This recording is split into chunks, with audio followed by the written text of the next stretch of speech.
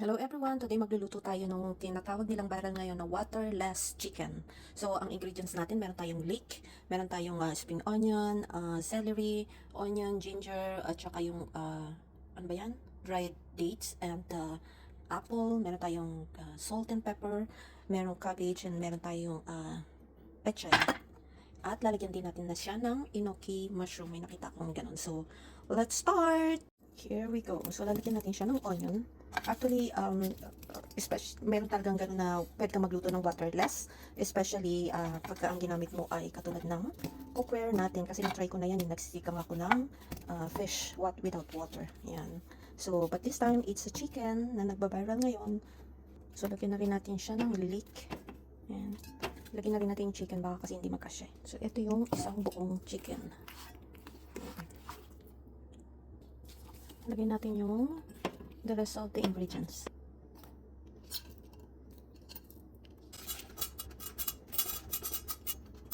I know guys na masarap ito kahit na asin lang nilalagay.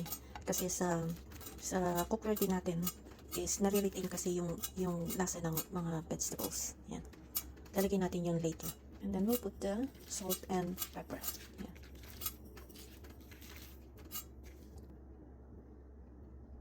And we'll cook this for the medium heat.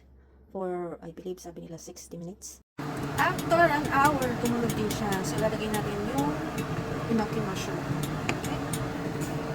Wow! Looks good. Lagyan natin ito.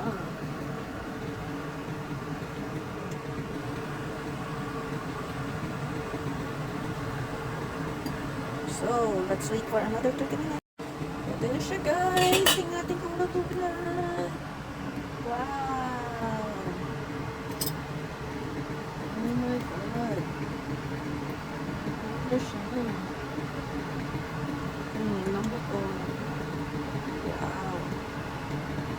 Sarap na rin nasa baw din kumakain. Yummy! Perfect! The waterless chicken soup. There you go.